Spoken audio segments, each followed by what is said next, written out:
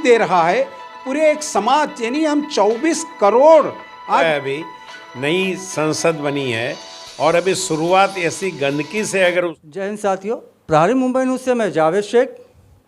जैसा कि अभी पीएम मोदी के नाक के नीचे संसद की मर्यादा तार तार हुई है, जिस तरह से बीएसपी से अमरोहा से चुने हुए सांसद दानिश अली के साथ चंद्रयान 3 पे चर्चा चल रही थी संसद में, और जिस तरह से उनके साथ अब शब्द बोला गया, भड़वा, कठुआ, आतंकवादी, बाहर निकल बताता हूँ। इस सिलसिले में बात करने के लिए हमारे साथ कांग्रेस प्रवक्ता निज़ामुद्दीन राइन और ऑल इंडिया मेमन जमात फेडरेशन के मशहूर शख्सियत, हालांकि किसी तारीफ़ के मोहताज नहीं है, तीसरी बार जो है निर्विरोध जो है कि चुना गया इनको सदर। और इससे पहले इन्होंने बहुत बड़ा प्रोग्राम जो ऑर्गेनाइज़ किया था, उसमें करीब 39 लोगों को फ़ख्र इंसानियत अवार्ड से नवाजा था। तो सबसे पहले हम जो है मुंबई कांग्रेस प्रवक्ता निज़ामुद्दीन राइन से इस सिलसिले में इनकी राय जानना चाहेंगे। सर, जिस तरह से आज संसद के अंदर एक चुने हुए सांसद के साथ जो व्यवहार किया है, जो जिस पार्टी के प्रधानमंत्री हैं, जो कि संस्कार की बात करते हैं, बेटी बचाओ बेटी पढ़ाओ, उन्हीं का सांसद जो अब शब्द बोला है, इस सिलसिले में आप क्या कहना चाहेंगे? बहुत ही दुख की बात है कि भारतीय संसद में इस तरह की चर्चा हुई। लेकिन एक बात के लिए मैं ये समझता हूँ कि वो जो 75 साला जश्न अमृत महोत्सव का जो पुराने संसद भवन में था, कम से कम उसे इस बात के दाग नहीं लगा। और मोदी की बनाई नई संसद में पहले ही इस तरह की घटना हुई जो ना सिर्फ हिंदुस्तान बल्कि दुनिया भर में जिन लोगों ने इसे देखा, सभी लोगों ने इसकी निंदा की है। और जितनी भी निंदा लोगों ने की है वो तो अपने आप में शर्मसारी की बात थी ही, लेकिन भारतीय राजनीति के लिए एक ऐसा काला दिन कि संसद में और संसद के बाहर इस पार्टी और इस पार्टी के नेताओं को और उनके उस सांसद को जिसने इस तरह की बात की, उनको भी इसका खामियाजा एक ना एक दिन देश पूरा कर देगा। आप ये मानते हैं jamहूरियत के, लोकतंत्र के नए मंदिर में जिस तरह से मुसलमानों का अपमान हुआ है, उसको आप किस तरह से देखते हैं? नहीं, सवाल सिर्फ मुसलमानों के अपमान का नहीं है। सवाल ये है कि संसद वो पवित्र जगह है जहां आज देश में इस बात के लिए लोग कसम खा के कह सकते हैं कि हम यहाँ सुरक्षित हैं, या वहाँ जो शब्द कहे जाते हैं वो वहाँ एक सिस्टम है कि उसमें उसे दर्ज किया जाता है और वो हमेशा के लिए तारीख बनता है। इस सांसद ने जिस तरह की बदतमीज़ी की, जिस तरह की बेहुदा बातें, जिस तरह से उन्होंने असंसदीय शब्दों का उपयोग किया, वो ना तो कभी उस संसद में हुआ था जो 70-75 साल इस देश में रहा है, और ना मैं ये समझता हूँ कि और किसी दल के कभी किसी साथी ने इस तरह किया होगा। लेकिन यही सांसद विदुड़ी इससे पहले भी 2014 के आसपास मेरा ख्याल है जब संसद में सुमित्रा महाजन अध्यक्ष थीं, उस दौरान भी एक महिला सांसद के साथ भी उन्होंने बदतमीजी किया था, और उस महिला सांसद ने उस वक्त की अध्यक्षा को लिखित कंप्लेन दिया था, जिसमें बाद में इन्होंने माफ़ी मांगा और बहुत सारी इशू हुए थे। अगर उसी वक्त उसको पनिश कर दिया गया होता और सुमित्रा महाजन की बात सुन ली गई होती तो आज शायद ये नौबत नहीं आती। सबसे अफसोस की बात ये नहीं है कि उसने क्या क्या कहा, अफसोस इस बात का है कि जिस तरह से ओम बिरला साहब खुद अब तक कोई कार्रवाई नहीं कर सके, इससे ये लगता है कि इस सरकार की जो मानसिकता के तहत लोग चुनकर आए हैं वो इस तरह की हरकतों में जुड़ रहे हैं। ओम बिरला को इतनी सारे पावर्स थे कि उसी मिनट उसको संसद से बर्खास्त करके उसकी सदस्यता रद्द करके उसको जेल भेजने का प्रावधान करना चाहिए था, लेकिन उन्होंने ऐसी कोई कार्रवाई नहीं की। और जिस पार्टी से वो सांसद आता है उसके अध्यक्ष ने जो उनको नोटिस भेजा है वो उनकी पार्टी का विषय है। पार्टी से किसी का क्या संबंध है, उनकी पार्टी क्या कर रही है, उनकी पार्टी उनसे क्या लेगी क्या देगी, ये पार्टी का विषय था। लेकिन संसद चूंकि भारत के लिए जवाबदेह है, इंडिया के लिए जवाबदेह है, तो उस वक्त जो उन्हें कार्रवाई करनी चाहिए थी वो उन्हें तत्काल करनी चाहिए थी, क्योंकि देश में जिस तरह का माहौल बनाने का काम 2014 के बाद से हो रहा है, ये उसकी एक बड़ी मिसाल है कि आज जिस तरह से माइनॉरिटीज से आने वाले सांसद के साथ, जो कि चुना हुआ प्रतिनिधि है, लाखों वोटों से वो जीत कर आया है, और ऐसी राजनीतिक दल से चुनकर आया है जो सांप्रदायिक नहीं है, उसके बावजूद भी उसके साथ जिस तरह का व्यवहार किया गया, ये मैं समझता हूँ कि ये इस देश के लिए और देश के संविधान के लिए ठीक नहीं है। और स्वयं इसके जिम्मेदार भारत के प्रधानमंत्री हैं, स्वयं इसके जिम्मेदार ओम बिरला हैं, स्वयं हाउस लीडर जो हैं उसके वो जिम्मेदार हैं, अमित शाह जिम्मेदार हैं। लेकिन कहीं से भी इस तरह का कोई रिएक्शन अब तक नहीं आ रहा है कि कोई कड़क कार्रवाई होगी। जिस तरह से अभी आप पार्टी के जो है 2 सांसद है कि उसमें संजय सिंह आते हैं, इनका नाम मैं भूल रहा हूँ, उन लोगों को जिसे निलंबित कर दिया गया। यहाँ पे राजनाथ सिंह कहते हैं कि हमें खेद है, यहाँ तो उनको निलंबित किया गया और यहाँ पे ये कहते हैं खेद है। तो क्या इनके साथ कार्रवाई होनी चाहिए? क्योंकि इतना डिप्रेशन में चले गए हैं दानिश अली। उन्होंने कहा कि अगर कार्रवाई नहीं होती है तो मैं सदस्यता से रिज़ाइन दे दूंगा। देखिए, वो जो दोनों सांसद आप पार्टी के थे, एक राघव चड्ढा और दूसरे जो है संजय सिंह। संजय सिंह पार्लियामेंट में लगातार इस सरकार के खिलाफ जो भी मूवमेंट आता है पूरी तैयारियों के साथ संसद में आते हैं, वो बहस करते हैं, उनके सवालों का उनको जवाब नहीं मिलता और वो इसलिए काम करते हैं। उन्होंने जिस मुद्दे पर हंगामा किया था, उन्होंने नारेबाजी की, सिर्फ नारा लगाना और विरोध करने पर आप 2 सांसदों को सस्पेंड करते हैं पूरे सेशन के लिए, और एक आदमी जो लिटरेरी गाली दे रहा है पूरे एक समाज, यानी हम 24 करोड़ आज माइनॉरिटीज़ एंड मुस्लिम 24 करोड़ इस देश में रहता है, जिसने बड़े पैमाने पे इस देश की आज़ादी से लेकर इस देश के डेवलपमेंट को लेकर सब जगह उन्होंने काम किया है। बल्कि जिन लोगों ने ये आज जो सरकार चला रहे हैं, इनका राष्ट्र निर्माण में कहीं कोई रोल नहीं है, इनका देश की आज़ादी में कोई रोल नहीं है। उसके बावजूद चूंकि हम लोकतांत्रिक देश में होते हैं और लोकतंत्र के चुनाव में वो चुनकर आए और वो सत्ता में हैं, लेकिन वो सत्ता का दुरुपयोग करके जितनी संस्थाएं हैं या तो उनको तबाह बर्बाद कर रहे हैं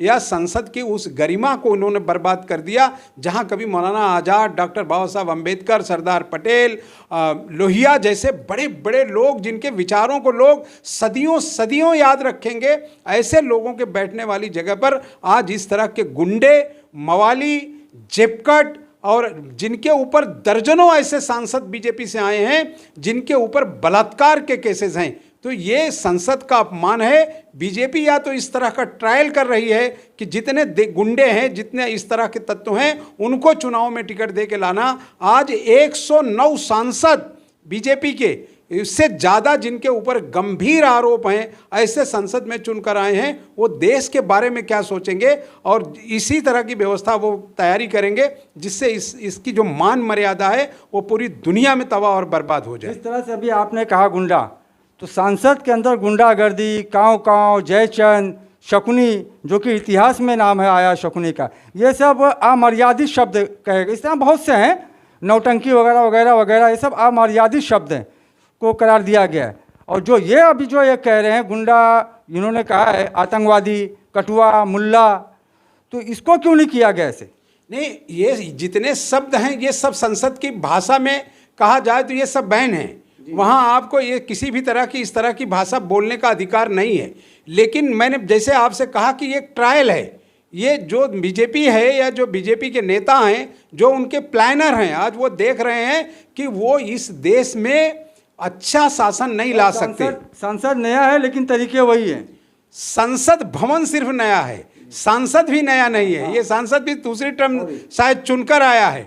अगर वो चुनकर आया है और इस तरह की मर्यादा और इस तरह की भाषा अगर वो उपयोग करता है तो देश के लोगों को भी चाहिए कि उसका पुरजोर विरोध करें। और हमेशा संसद की अपनी एक गरिमा रही है, दूसरे सरकारें नहीं हैं, अलग अलग 4-5, ऐसा नहीं है कि सिर्फ कांग्रेस की सरकार थी।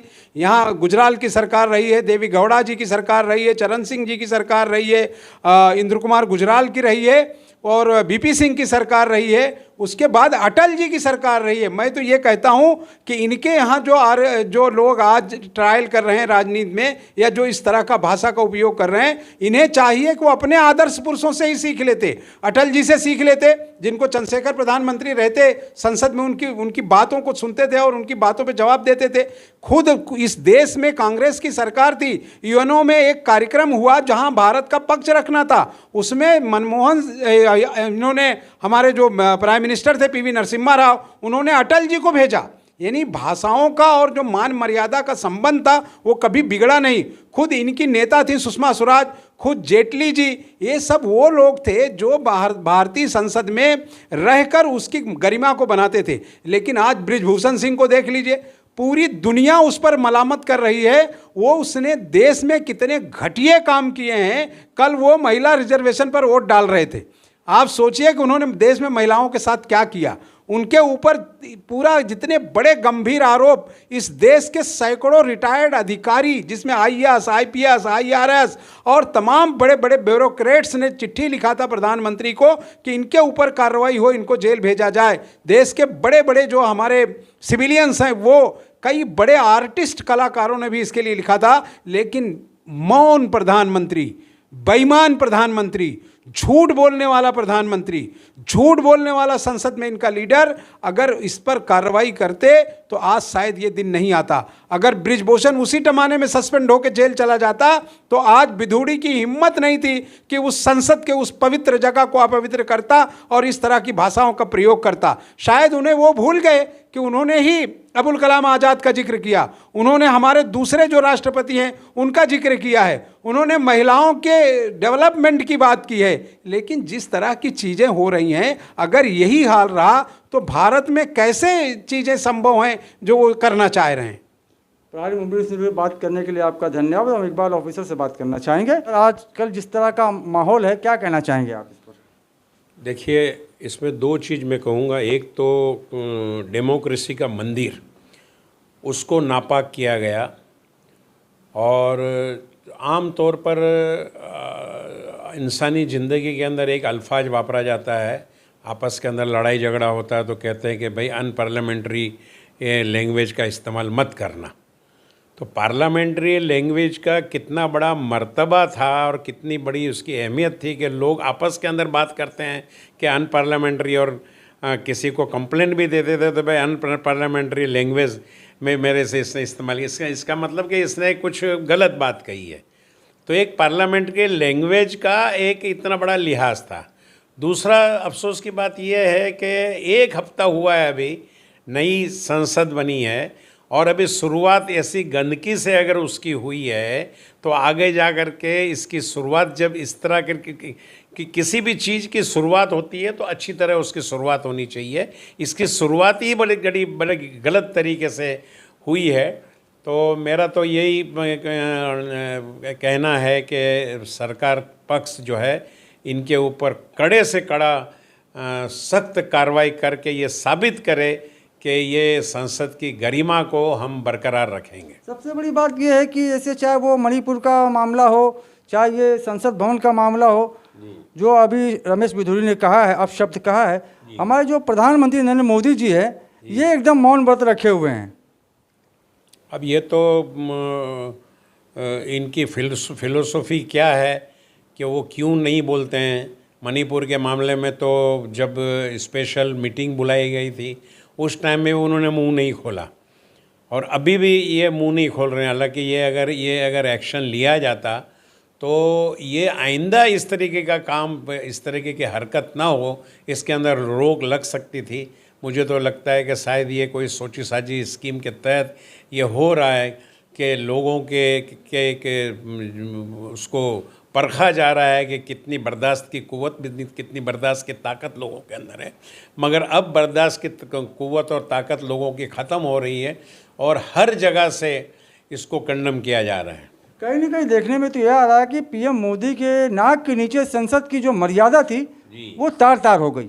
जी बिल्कुल, इसके अंदर तो कोई शक नहीं है। कल का जो मामला हुआ इसके अंदर तो पूरी दुनिया में इसका तहलका मच गया है कि हिंदुस्तान आज विश्व गुरु जब बनने जा रहा है और उसके बाद पूरी दुनिया जब देखेगी कि उनकी संसद के अंदर ऐसी लैंग्वेज का इस्तेमाल हो रहा है और ख़ास करके माइनॉरिटी के लिए इतनी नफ़रत अगर है तो फिर बाहर क्या होगा। एक पार्लियामेंट्रियन, एक मेंबर ऑफ पार्लियामेंट जो चुन के आया है उसके लिए ऐसे अल्फाज बोले जा रहे हैं तो आम तौर पर बाहर जो लोग जो बस रहे हैं, जो 24 करोड़ मुसलमान हैं, उनका क्या हाल होगा ये आप अंदाज़ा लगा सकते हैं। धन्यवाद आपका। तो अभी आपने देखा हमारे साथ मुंबई कांग्रेस प्रवक्ता निजामुद्दीन राइन थे और ऑल इंडिया जमात फेडरेशन के सदर जो है तीसरी बार जो है कि चुन के आए हमारे साथ थे। इनसे हमने बात की। कैमरामैन अवैध सावले के साथ मैं जावेद शेख, प्रहारी मुंबई से।